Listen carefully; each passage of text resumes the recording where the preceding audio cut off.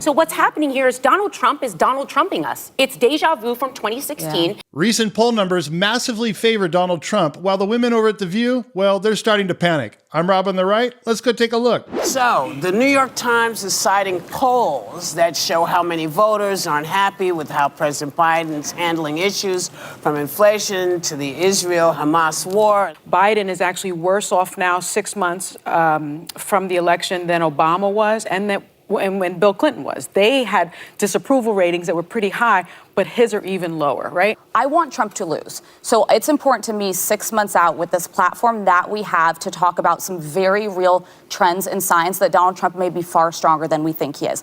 It may be hard for us to wrap our heads around. I personally, someone who's testified against him, has talked about how unfit. It's hard to believe that he still has as much support as he does. Actually, it's not. Voters look around and see what the Democrat Party has done to this country over the last 4 years. Alyssa just can't get her head around it because she doubled down on her hatred for Trump a long time ago.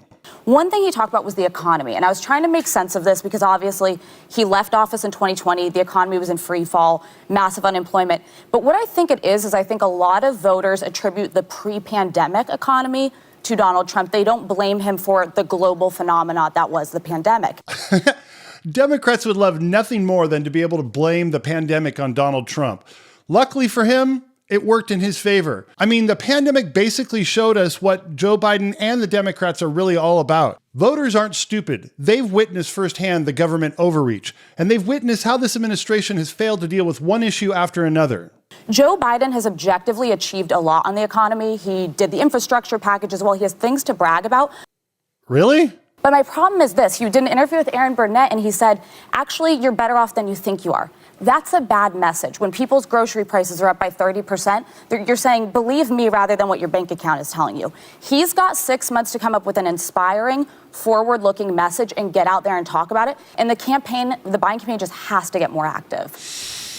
I love the smell of panic in the morning. You know, they struggle so hard to objectively highlight Biden's accomplishments. The media needs to cover things.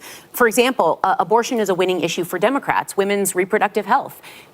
Vice President Harris did an event last week. I couldn't find any coverage on it. And that's a Democrat's winning stance. That's pretty horrible that your winning stance revolves around the butchering of unborn babies. The Democrat Party has completely lost sight of what the American voter wants. We want a stable economy. We want our government to stop sending our money out of the country. There was an asylum regulation decided on with the border. Everyone has agreed the border's a problem.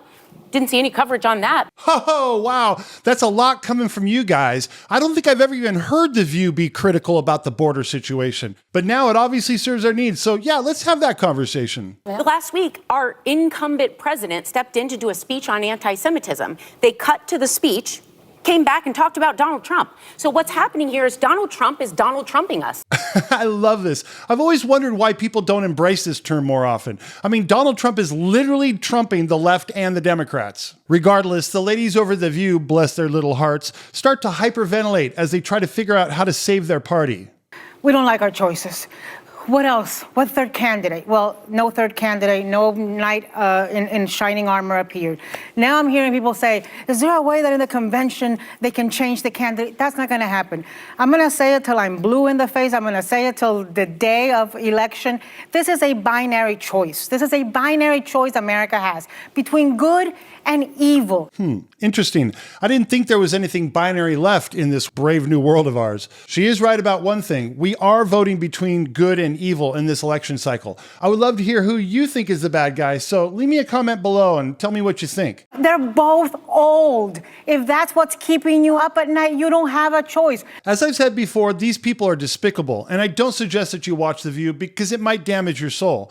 But if you like watching me bash on them, check out this other video. And if not, well, see you around the campus.